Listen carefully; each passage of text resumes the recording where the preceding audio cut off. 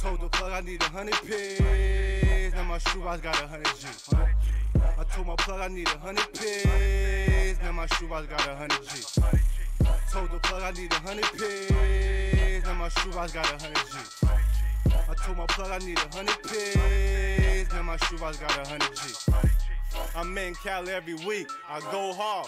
Bro said he got sour, need that whole yard. I'm chasing turkey bag, chasing gold yard. Tell her down, we won't go far. Blue sherbet stuff the whole jar. 100 P's on the Bay Bridge, stuck in traffic. If I ever run into Riri, let's make magic. Die doing something you love, it ain't tragic. Heard what I said, it ain't tragic. From the home I lay down, smoking ratchets. Oh, yeah. I like that theme song. I was listening to the lyrics. Very cool. Anyway, you are listening to Cannabis Corner on WNHHLP 103.5 FM, broadcasting live from downtown New Haven. We are also streaming live on TuneIn Radio and newhavenindependent.org. We're also streaming live video on Facebook Live. Just go to facebook.com, New Haven Independent. Or go to your Facebook page, look us up, and say, see first. And then you get to see all the cool programming we have here on WNHH, New Haven's independent radio. So you do that so well, Joe. Well, I went to school for it. Shh. Joe, tell us a little bit about you. Oh, where do you want to start? Okay, so welcome, everybody. Thank you for joining us. We have a special show for you today. Yes. Our entire show is dedicated to post-traumatic stress disorder and complex urban trauma, and we're going to have a couple of people call in and share some stories and testimonies, and have a therapist call in. But as you were speaking, I was like, he does that so well. And then I remember, I know your background, but I'm sure our listeners don't. So they know all about me and my nursing. What did you come from? I'm a trained broadcaster. I did go to the broadcasting school and actually ended up running one of the broadcasting schools out here in Connecticut, a school that specializes in broadcasting down in Stratford. So I went there, and, I started basically always from the start, I wanted to do my own thing. So I used to produce my own TV show. I used to produce professional wrestling events, and I had my own TV show. I produced that for a while. Then I did a lot of my own podcasting. I ended up running that school for a little while. And then, I left that. I got transferred, and they transferred me out to California, and then the school closed. So I was stuck out there on the West Coast, and that's when I got into cannabis. Okay. I became a medical patient. I was unemployed. I hate to say it. I was unemployed, and I was out in California, and I just started studying the whole cannabis thing because it was big out there. It had already been medical since 1997.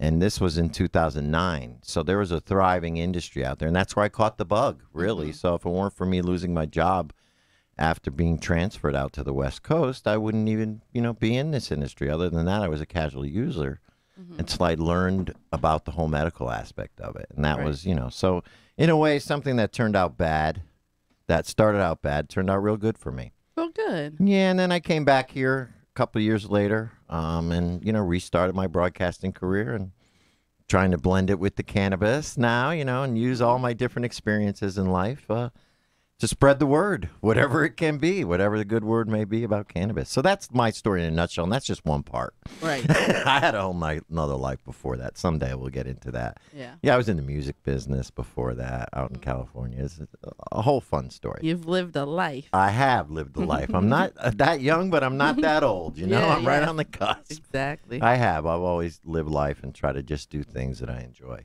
And that's why I'm doing the cannabis. I really believe in it, and I do enjoy it. And I think medicinally, we really have a long way to go with it. And I think, for me, legalization is important. Yeah. But I think what's more important is really finding out what this plant, the capabilities and the possibilities of what this plant has for medical purposes and how it can really help humanity. And not only that, the hemp aspect and how that can help humanity. The whole plant in general. Yeah. So that's it in a nutshell.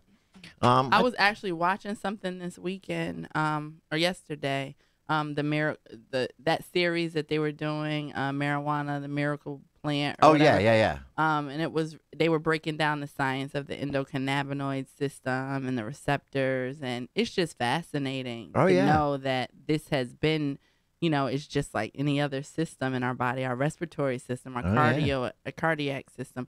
It's just cardiovascular system. It's just that it just was not focused on. They never paid attention. Right. They didn't even really discover it until the 90s.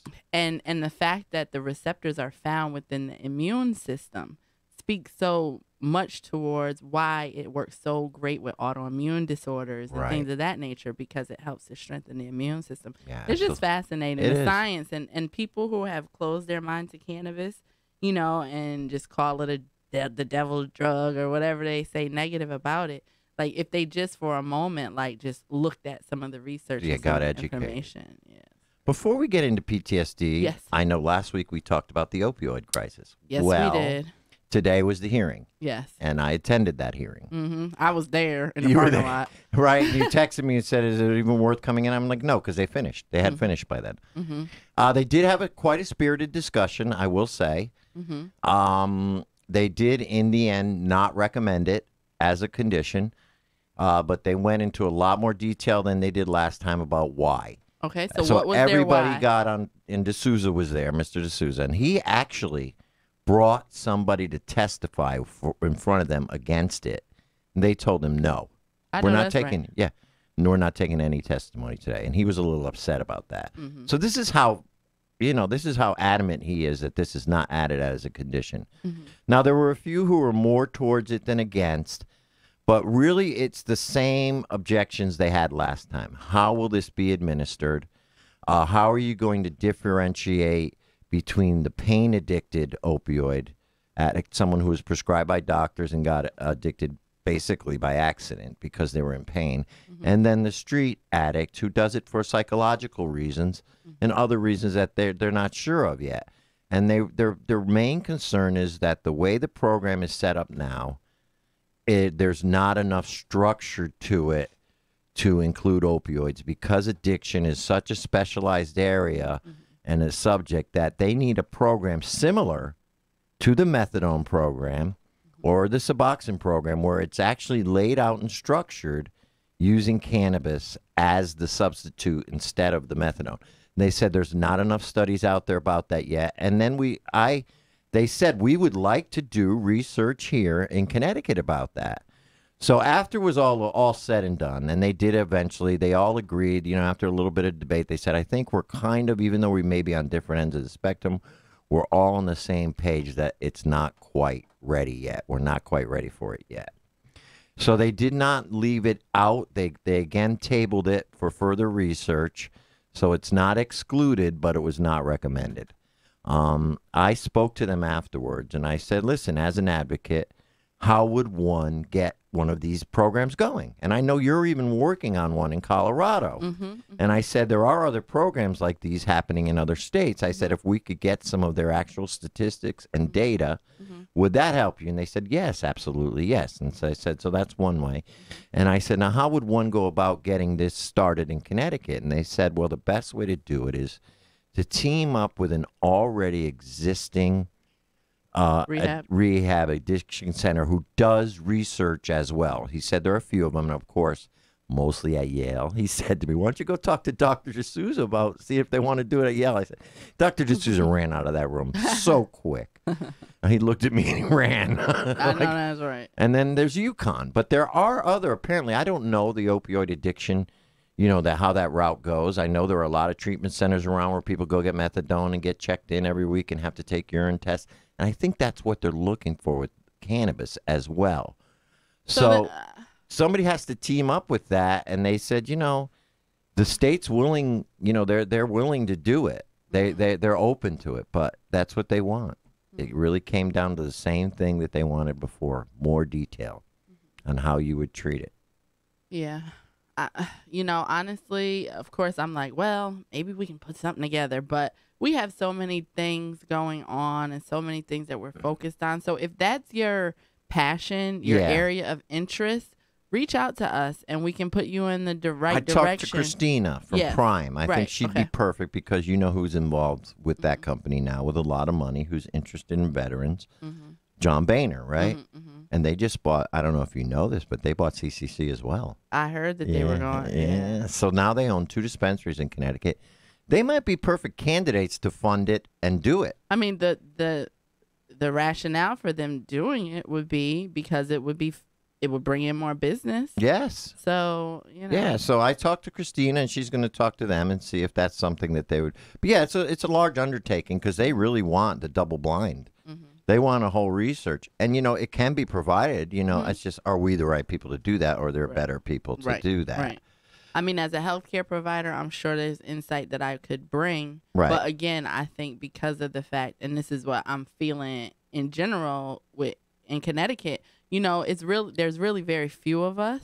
Right. And there's even fewer of us, like literally maybe 5 of us, that are like, this is what we do. Right. For our lives. Our lives, yeah. And so we tend to be spread really thin, trying to make sure that we cover every angle. Every angle, right. And that's the reason why almost every week I'm saying, if you are pro cannabis, if you have a personal connection to cannabis, if you want to learn more, get involved. Let's get involved. Yeah. Because we can't do this on our own. We need more people who are concerned. And then patients. I mean, with 25,000 patients, if we could just get 1%, that's 250 people that we could have, going to rallies and supporting these things, but we don't see it. No. And I don't know, maybe a lot of these people are patients. They don't want to come out of the closet. Some of them are debilitated, we know that. But a lot of them are, we know are pretty normal walking around. Well, it's still a little, scary. People are, coming to me to get their medical marijuana certifications. And they're like, okay, so can I get fired? Like, if I'm applying for a job, do I tell them that I have my card before I take a test? Or do I wait and see what happens and then supply the card? And honestly, I say honesty is always the best policy, but I also think sometimes leave things alone until you have to actually talk about it. Yeah. So it is a gray area and is not clearly defined enough for I can get, like, I'm not worried about talking about cannabis, admitting that I'm a patient, sharing that neither stuff, am I. because ultimately we work for ourselves, and or those that we do work with or work for understand our passion and our areas of interest, but that's not everybody's reality. No, some people work for jobs that actually you shouldn't be on cannabis, and actually that don't allow it. So you have to really check your employers and make sure that it's all good. Right. We happen to be lucky. But some people have to keep it on the 5%. low. Yeah. But then that still would leave us about 100 people at every rally. Right. That could come help us. Yeah. And that's what it takes. One of their arguments. 50%. Somebody did mention, well, other states have done opioids, put them on as qualifying conditions. And one of the guys pointed out, but more haven't than have. So in other words, out of the 29 states that have medical programs, only 3 have added opioids. And she was saying the reason they haven't, and she looked into it, was for the same reasons that we're concerned, not enough research, and they want to see a plan. So, I mean, I see their point. I don't. No, and it's because Connecticut is cautious, the land of steady habits. They're not willing to take a chance. We know that. Right. And I believe it's because of Connecticut. I think Massachusetts, but one thing they did say is that they're willing to look at chronic pain again. Okay. As like a stopgap, because people, a lot of might help the pain addicted opioid users if they would go on medical marijuana for their pain. So if and they did approve the degenerative disc disorder. I knew they were going to do that. So that's a good thing. Yeah, DJD is painful and is irreversible. So they did approve that. They should just say spot any kind of chronic pain. Yeah, chronic pain. Exactly. They had it. They had their chance. But now he said time has passed, and they're willing to look at it again. So that may be some way to, at least as a stopgap in between, get some of these pain addicted people on the medical marijuana program, so they can at least wean off. So that's where that stands. We're still kind of there. The door's not closed. It's still open, but we have work to do. And if we want to get it done. A couple comments. I don't have my glasses on, so I'm. Are they mad at it? No, it says Kebra, call me. Oh, Kebra, call me. Okay. And then one says, I couldn't walk from late stage neurological Lyme tincture. Oh, neurological Lyme disease, right? Tinctures saved my body and my mind. Thank you, Lauren. Thank you. And these are what the doctors need to hear up at the DCP. Mm-hmm. You know, Michelle Siegel was there. She seemed very open to the whole idea, and they want to see this research. I mean, they were pretty, like, when I asked the questions, they said, we'd love to see you do that. And I said, well, tell me how, you know, please. I don't know. I'm not a doctor. What's allowed? So they're open to it, but again, it's up to us. It's our work. You know, you'd think it'd be their work, but I guess not. Anyway, on to PTSD, Kebra. You're a very busy girl this week. You have two things you're speaking at. I know one is Hartford on Wednesday night. Yes. I'm excited about that. And for those who don't know, on Wednesday night, Hartford is having, which I wish New Haven would get down. Well, we'll be next. We'll be next. Yeah, we Remember, will be we're a next. little behind. They did start that initiative. I know, but I was trying to get New Haven to start it first. But anyway, well, we're happy that Hartford is starting this. So Hartford is having a series of conversations with their local elected officials, residents of Hartford, the greater Hartford area, and then they're having people that they consider experts come and share what a cannabis industry in Hartford would look like. Right. So on Wednesday, I'm going to be joined on the panel by Shalene Title, who's on the Cannabis Commission in Mass. Yes, and I'm pretty sure she's going to be talking about social justice and what the laws should look like to have an equitable industry here in Connecticut. Yes, and restorative justice, and talking about what it looks like in Massachusetts and how Connecticut can adopt that.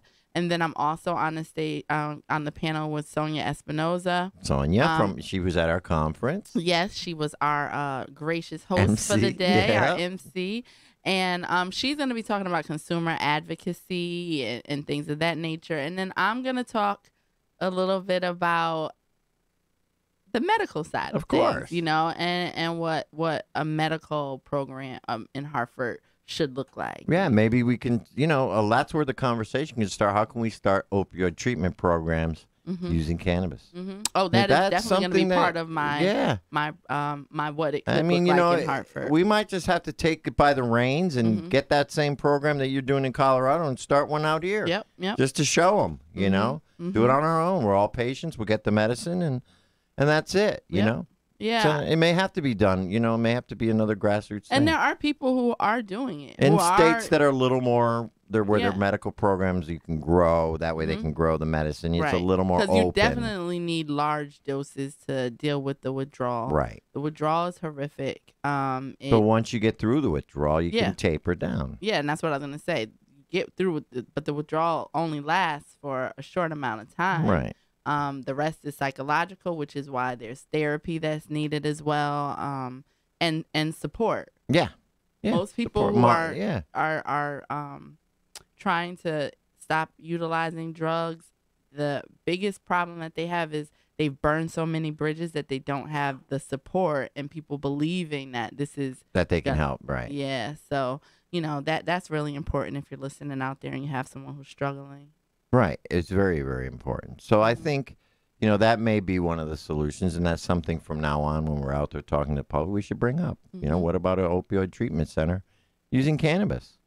So we're going to 121? Yeah, we're going to have a caller coming in soon. So why don't we start the PTSD discussion? Because on Thursday night, this is a very special thing that you're doing, and you set it up. So tell us a little bit about what's happening Thursday night. Okay. Here in New Haven. Yep. So I think I had mentioned this before, but I had gone to our local parade and, you know, just to talk about medical marijuana, and was passing out my cards. And it was several days after a young woman was murdered in New Haven in front of her children.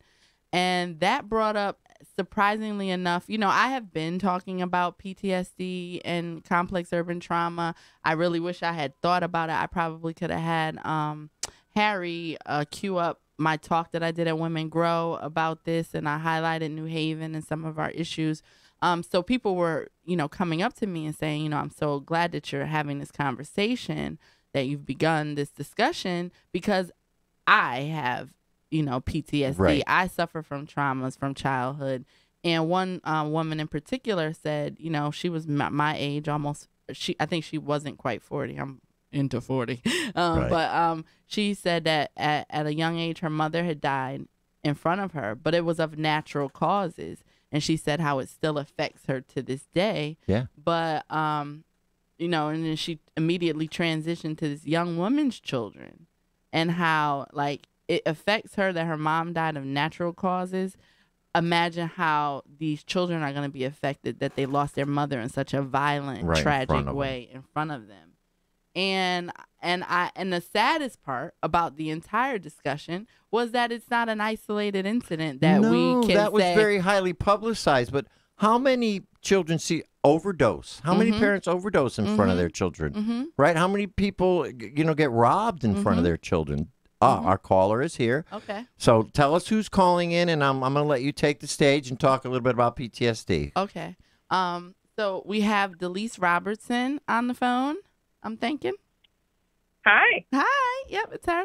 So Delise we work together with Canna Health. She does my medical marijuana evaluations and diagnoses of PTSD because she's a psychiatrically trained APRN. Oh, very good.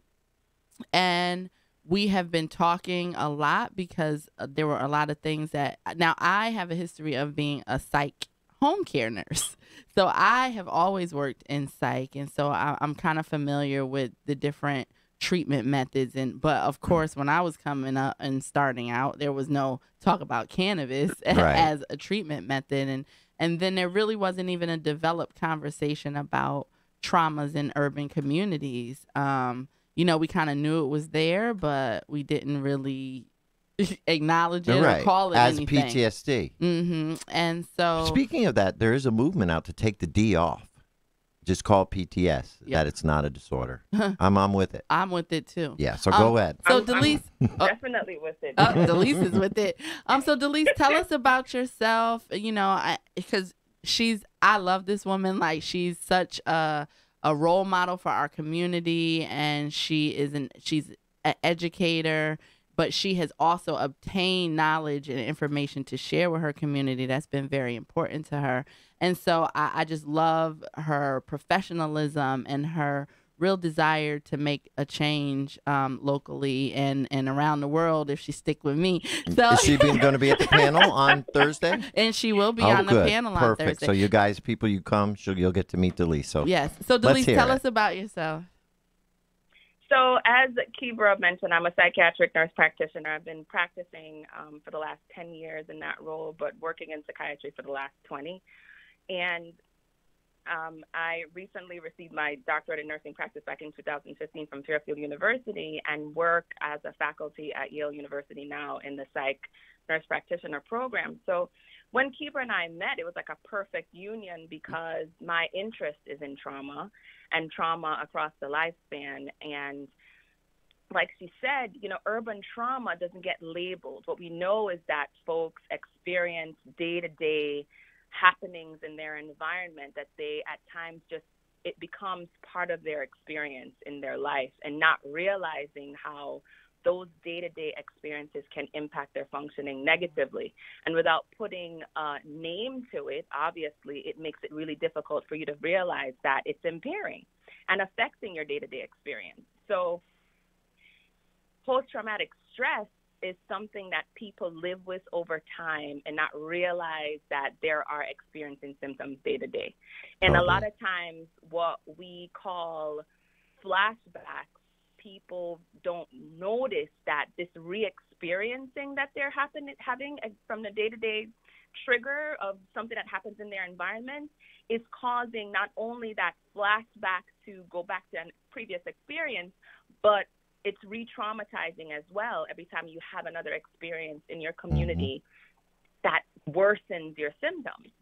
So people tend to feel like, unless you've been in the military and exposed to violence from war, that, that's the only thing that PTSD is. And living in in areas where, there's high crime and violence, and becoming desensitized and constantly hyper aroused, and not realizing that just that worry about safety. Well, how about being incarcerated? Or incarcerated. That is like the worst. And of course, being in an environment where your ability to maintain your own safety is flawed is traumatic. Yep. And the prison system is designed to break you in 30 days. Yeah. 30 days, break your entire manhood, womanhood spirit. You're right. So there's not much difference. It does not take that long. Just the process of being detained and whatever procedural mechanisms that go into just that detainment process, that in and of itself is traumatizing. Well, full disclosure. You could be there for one night and be traumatized. 13 hours, child. I was there for full disclosure, I was there for 2 weeks. And let me tell you something. I have PTS from that experience. And like you say, half of it is the whole intake process. There's things they do to you to make sure that you got nothing, you're not bringing in anything. They don't treat you very nice. That is just demeaning. Humiliating. Humiliating constantly. And this was only 2 weeks, but it was at a large one. So I understand it, and this is why, I understand. What if you're in there even longer? Yeah. You know what I mean? Or go back in and out. Or you're in there unjustly for something that's stupid, like a little bit of weed or something. Yeah. And I worked at Northern Correctional Facility as a nurse.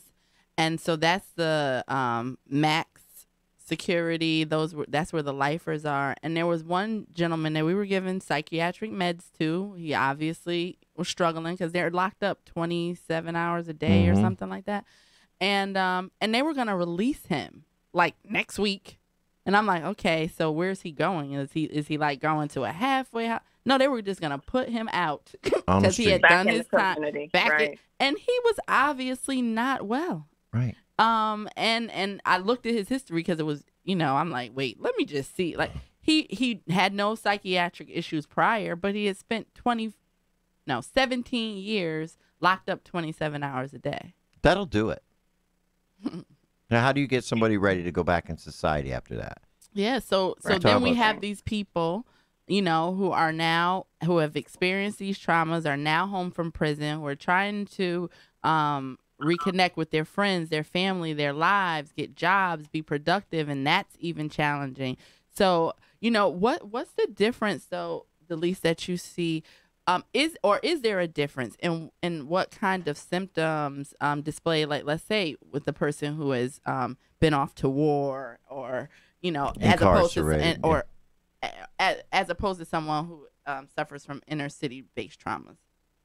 Well, to be honest with you, there's no vast differences per se in terms of symptoms. Like, people still have flashbacks. People still avoid talking about the situation that was traumatic. There's negative beliefs about it. Mood is altered, usually either depressed, or what we fail to realize is that sometimes agitation and aggression is a symptom of depression. So when folks manifest this aggressive behavior or easily triggered because, they have low frustration tolerance, that's a symptom of trauma. And in addition to that, feeling like hyperarousal, meaning you are constantly checking your environment. You see folks in public settings and they're looking for exits, or you can't stand behind them, or, really anxious or jittery. That is hyperarousal because there's a fear of danger lurking and not being able to control your environment because you're in public. So you can't necessarily ascertain what somebody is going to do because you're not familiar with the environment, or you feel uncomfortable in the environment. So the symptoms are similar. It's just that folks don't realize that someone's individual experience of trauma can vary from person to person. And it's not just someone who has experienced military-based trauma that is valid for a PTS diagnosis. And so we're going to be having this event on Thursday, and people are going to be sharing their stories. And, it was important to me to have people like you in the room while they're sharing their stories, because I feel like there's a need to immediately Like, I don't want us to listen to these sad stories, and say, which they will come be. to a meeting, yeah, right. and we all, and then we just send them on out the door. Like, I wanted to be able to provide some immediate interventions, like, you know, what you can do now, and then what the next steps can be to begin to heal your trauma. So what kind of things do you do with your patients and suggest to your patients, and what kind of treatment methods, and what are the options? Someone, you know, I've heard about, you know, non-talk therapy and different things, you know, different focuses, like, you know, because people always say, oh, I don't even, a lot of men usually say they don't like talking, they're not talkers, you know, so what are some of the... So the first step, though, is identifying that it exists. And folks tend to not realize that what they've been experiencing for years or months or weeks from that, you know, 2-week detainment is trauma. So identifying it is the first thing, which happens through an evaluation process. And once it's identified, then the discussion can happen around what the treatment modalities are that's appropriate for that person. So there are folks who, when they're comfortable, are willing to talk about it. And then there are folks who can identify that one thing and how it affects them, but going back into that exposure of it is too uncomfortable. So sometimes talk-based therapy is appropriate. Sometimes medication is appropriate. Sometimes medical marijuana is appropriate. And sometimes something we call EMDR is appropriate, which is a non-talk focus-based therapy that constitutes how your brain can reprocess experience and memories and heal it by way of eye movement desensitization process. And that's very, it's not new. It's been around for a while, but has emerged as a mechanism for treating trauma that doesn't cause like prolonged exposure, which primarily had been the focus of treatment for trauma in addition to cognitive behavioral therapy. Wow. That's interesting. That is interesting. I had a question, I guess, based off of that. Recently, somebody told me about tapping. How the EFT tapping, is that similar? Yeah, I heard of that too. Yes, that's like EMDR. So it's that bilateral stimulation of your brain that gives rise to bringing the memory up and then healing it by processing that memory and placing it in the right part of your brain so that you're not constantly being stimulated and re-traumatized and re-triggered. And that's what happens neurobiologically in your brain, is that when you've been traumatized, that experience is so significantly impairing that your brain doesn't process it appropriately, and hence why you get triggered so easily. Thank you. Told y'all she was smart. Yeah. So that may be in combination with medical marijuana. You do some of that treatment. You do some medical marijuana treatment. You might be able to, you know, you might have a whole new program here for PTS.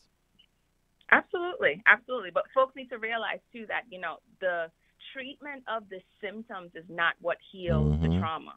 And that becomes a myth sometimes, that people feel, well, I feel so uncomfortable, I need to treat what's uncomfortable. But that underlying symptom has not been healed. So you Band-Aided the issue with just treating symptoms, whether it's medical marijuana or psychotropic medications. That's not gonna get to the underlying root. Right, you have to heal the actual trauma. I like that. An adjunctive type. Thank you so much. Maybe for our listeners. So, as an urban male at one point, being comfortable. What you said, being comfortable is such a big thing because, you know, I'm blessed that I have the opportunity and availability to be able to talk to somebody sometimes, and that didn't come from just easily opening up. You know, might have started from medicating with medical marijuana beforehand, and then, you know, a nonverbal treatment for a while before I was even comfortable with that medical provider, because sometimes, you know, with all the surgeries and everything I went through, and sometimes that medical setting is a trigger for me. So of course. That nonverbal went a long way before I was comfortable verbalizing things with that counselor, and she was absolutely awesome for taking that time and understanding that sometimes that nonverbal goes a long way, and just identifying that really goes a long way. And this Thursday, after that speaking, Kebra has so many people there that are going to be so awesome for everybody. It's going to be such a special time. Looking forward to it. And we're looking forward to have you. So what if there were some things that like you give people that they can do without you, without a therapist? Like I remember, I always use this example because I've tried it and it works. Where somebody once told me, if you're feeling anxious, start doing 25 jumping jacks, and that because of that, what you're doing, it kind of will bring it in. So what is that? Change your focus. Yes, exactly. So what are some things that people could do, like just on a daily, regular basis to kind of like manage their mindfulness? I cannot stress how important that is. And it sounds like, a heavy duty, psychotherapy term, but it's something as simple as stopping and thinking about what it is that's happening in that moment.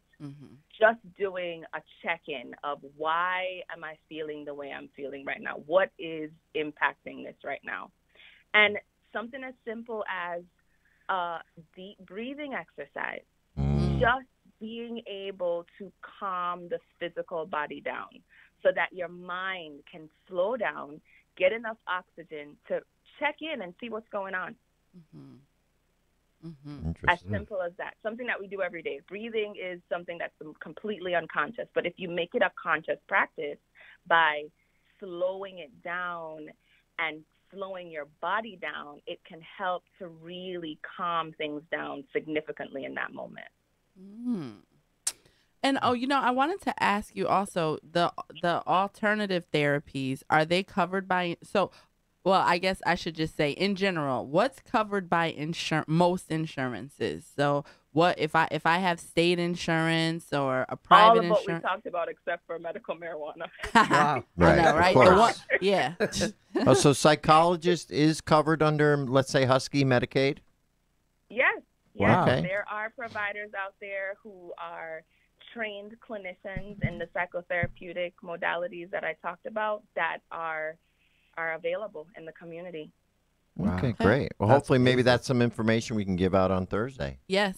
And so how do we, so I'm going to tell y'all how you find get the a hold lease. of these. We don't have to Some days she works with us at Canna Health. I consider her a partner on these efforts because what she brings is, invaluable. Yes. So if you want to come and get your medical marijuana certification and evaluation, you can come and see her there. But in addition, where else can they well, first of all, are you accepting any patients right now for therapy? Yes, accepting patients for therapy. But again, it starts out with an evaluation process. So I'm not going to say that every single person who walks in the door is going to be appropriate for therapy with me because I may not be able to help in a way that's possible. Because, for example, EMDR, the eye movement desensitization and reprocessing, that requires an extensive amount of relationship building because it's so nonverbal in order to really see the benefits. And if the time is not available to do that, then I wouldn't be the appropriate person for you. But the evaluation process is important because it helps to identify the severity of what's going on and then the most appropriate treatment plan for you. So that process is always available. And then I ensure that referral process takes place and a handoff to an appropriate clinician is made. And that's another thing. I know you got to go, so just tell me if I'm asking too many questions. But I wanted to just kind of, because I could come and say, I found your name, I came to meet you, I want to see if I want therapy. But me and you, we don't get along. Like, will insurance allow? Like, is that allowable? Like, you come and meet someone and you can change Absolutely. If you don't mesh. Just I mean, like I know, a primary care provider. If you go and you're not comfortable with that particular provider's modality of treatment, insurance is not going to say you can't go see somebody else. Okay. So these are all things that I feel like are roadblocks to people. Well, what if I don't like the people? What if what if educate them. So I just think it's important for them to know that there are options and it's important that you find a good fit for you because you're going to be exposing some of the most vulnerable areas and times of your life with these people, and you have to have a level of comfortability. And that alone can be so scary. Yeah, that alone can be so scary. And you're a very comfortable person to speak with, so it's a good thing. Great. Yeah. Great. So thank you so much for your time. Thank you for what you're doing for our communities. How you bring such professionalism and wisdom and such a great set of knowledge and experience. I mean, I love everything about you and how you are really making a change. So thank you for all you do. We're gonna see you on Thursday. Please bring lots of cards because I'm pretty sure you're gonna get bring info. Yeah, you be prepared. All right. But we'll see Delise on Thursday. Thank you so much for calling in. All right, Delise. Thank you. Thank you. All right. Have a great day. Bye-bye. Speaking of Canna Health, Kebra, you have some news about Canna Health, don't you? Yes, I do. Yeah, so we talk about where you can find Delise and where we can find you.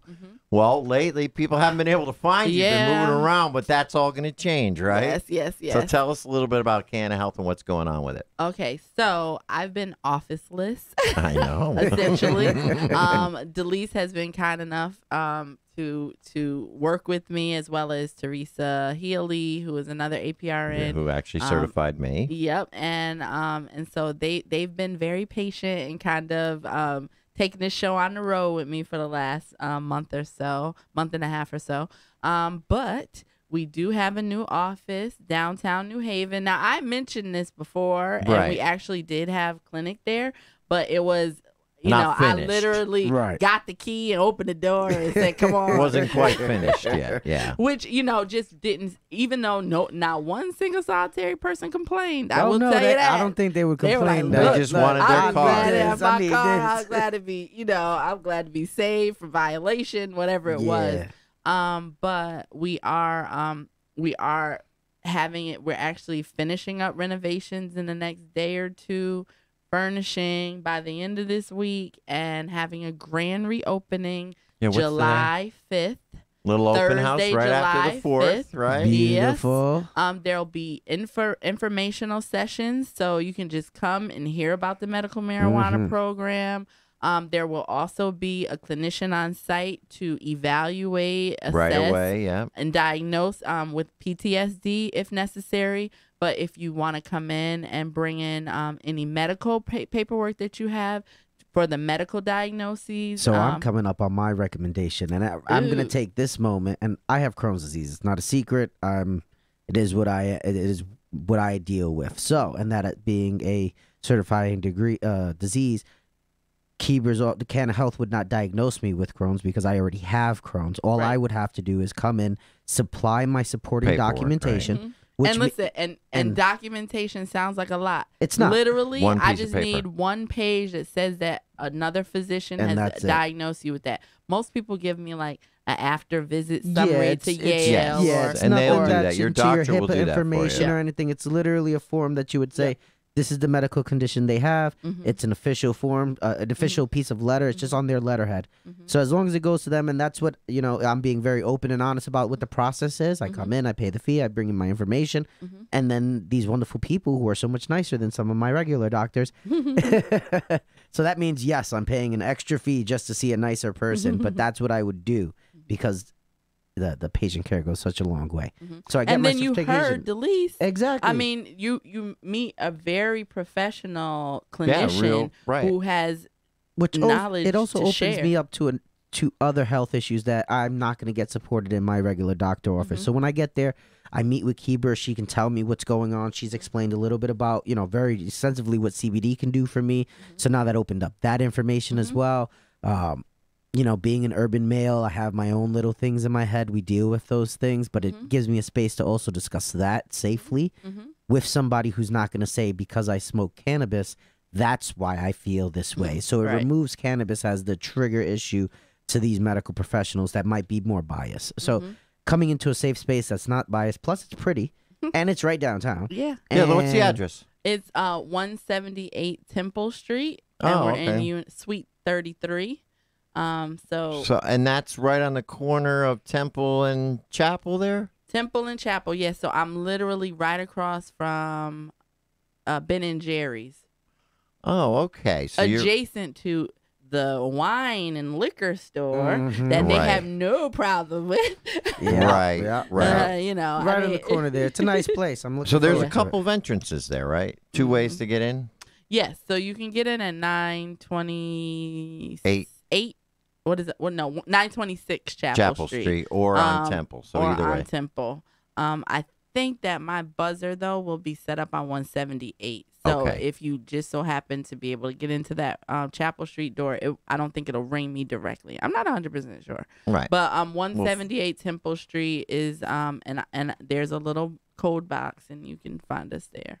Okay, very good. And that's July 5th, grand opening, kind of like an open house. Just be there all day. Yep. Well, it's going to be from 4 to 8. We're going to make it an afternoon event because I figured most people come after work. Sleep in a little bit. Yep. It's the 5th. Yep. That's right, after 4th. Right. Day off. They can do their thing. They can come in the afternoon. It becomes a time frame to do something. I know that I'll be there. But the information sessions are free. Yeah. If you'd like to make an appointment, we're going to be doing some discounts that day for just the grand reopening special. Nice. So that would be the time, especially if you want to maximize your ability to get your card and save a little bit of money. That would be the time to come. We'll have 2 clinicians on site, so there won't be much waiting, and we'll get you evaluated. But again, please understand, this is truly a medical practice. Like, you do have to meet with the clinician. You do talk to me coming and going. I call it the intro and the outro. I go over the medical marijuana program. We want you to know your rights, but we also want you to know your responsibilities. And we are going to, from here on out, help you register with the state. So there's not a necessity for a second visit somewhere else necessarily. It'll be a one-stop shop. You do this in one trip, unless you just come for the info session. Right. Okay. So that's great. And you're going to be holding clinics when? Thursdays and Saturdays for now? Or are you going to expand? We're probably going to expand. But that week will be open the 5th, 6th, and 7th. All 3 days. Beautiful. All day Saturday from 10 to about 6 p.m. And Friday will be the afternoon hours as well. So that's grand opening weekend. Beautiful. That's great. That's another. Now, Harry, I want to ask you, are we going to be broadcasting on the 2nd, or what is the 4th of July schedule here at the station? What are you taking off? You don't even know. That's a good question. I haven't thought about that. It's weird because it falls in the middle of the week. 4th of July is what? Tuesday? It's Wednesday. Wednesday. That's plenty of time. Regular people will be working too. Either way, I think. Yeah, I'm gonna be here. All right, if we're gonna be here, then we'll talk about. We'll go into that. We'll talk about the medical marijuana program next week. That'd be a great topic. And we'll get into that.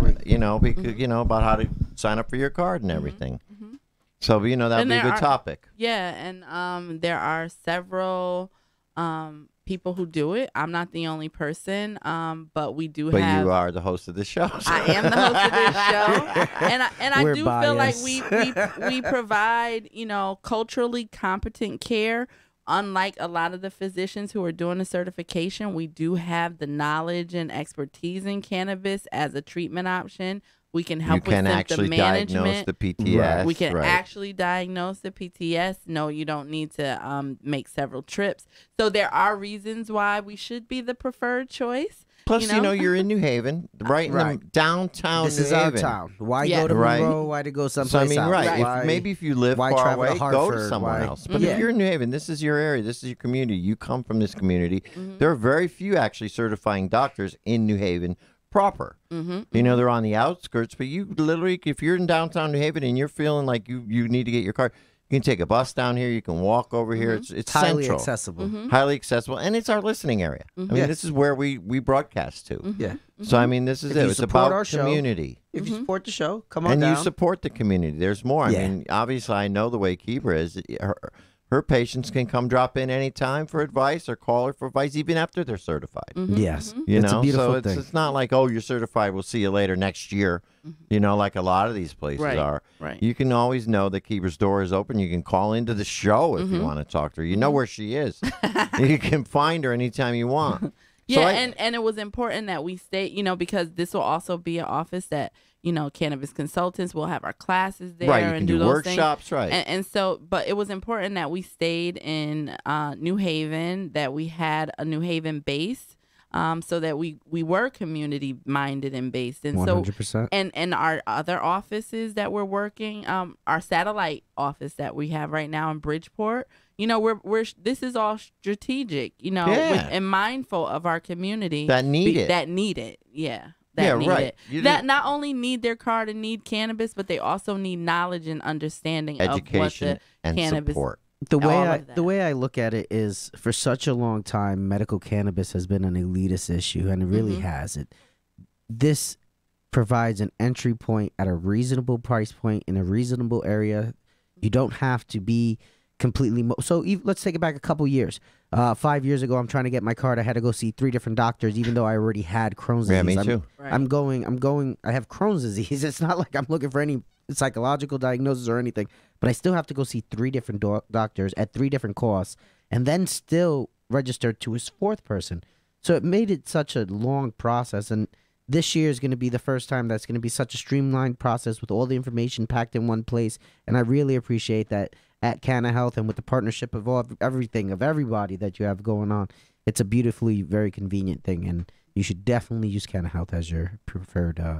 Right. And go ahead, read it. I just got the 2-minute warning bills from Harry, so we're going to have to wrap it up here. But before we wrap it up, I forgot to do this at the half hour. So you're listening to Cannabis Corner on WNHHLP 103.5 FM, broadcasting live from downtown New Haven. We are streaming live on TuneIn Radio and NewHavenIndependent.org.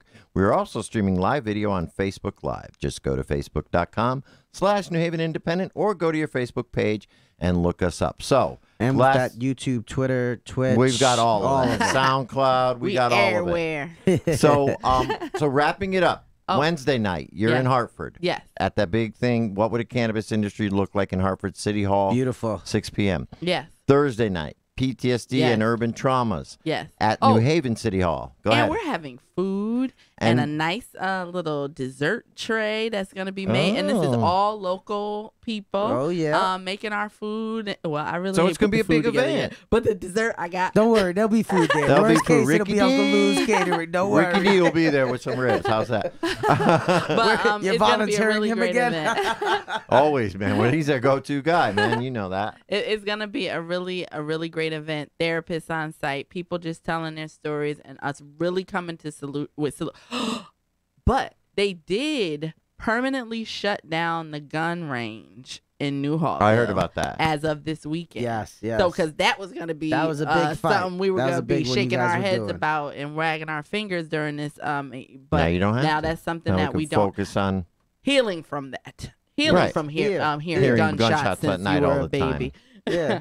You know? That's where they train police, right? Mm-hmm. Yeah. Well, they should be doing it indoors, not outside. They really should be. So, all right. So those are the 2 big events. Harry's ready to get rid of us. Okay. And then Thursday, July 5th. PTSD. Wednesday, what would a cannabis industry look like in Hartford? Yes. Both of them at 6 p.m. Yep. Both of them at the city halls of their respective cities. Yes. And grand reopening of Canna Health July 5th. And we'll talk more about that on the 2nd. See you all next week. We love you. Stay happy, healthy, and high. Yeah, always. Peace. I told my plug I need 100 pigs. Now my shoebox got 100 G. I'm in Cali every week. I go hard. Grower said he got sour, need that whole yard. I'm chasing turkey bag. I'm chasing gold yard. Tell her down, we won't go far. Blue sherbet stuff the whole jar. 100 P's on the Bay Bridge, stuck in traffic. If I ever run into Riri, let's make magic. Die doing something you love, it ain't tragic. Heard what I said, it ain't tragic. From the home I lay down, smoking ratchets. Never win when you spell it backwards. I got green in the bay, my whole team Packers. Told the plug I need 100 pigs, now my shoebox got 100 G. I told my plug I need 100 pigs, now my shoebox got 100 G. Told the plug I need 100 pigs, now my shoebox got 100 G. I told my plug I need 100 P's. Now my shoebox got 100 G. Gucci slides with the G's while I'm selling P's. Walking proof, money growing trees. Hit the plug, he gon' fly the geese. 100 P's, we supply the streets. Gelato cookies and that blue cheese. Yeah, bitch, woman, she got blue knees. Call her Arizona, she got a few C's. When I'm in California, plug like what you need. Pounds, pounds, pound, pound, pound. Put the work on the table, my niggas break it down. Moving that work since Hazel's round. Ask anybody, my niggas run the town.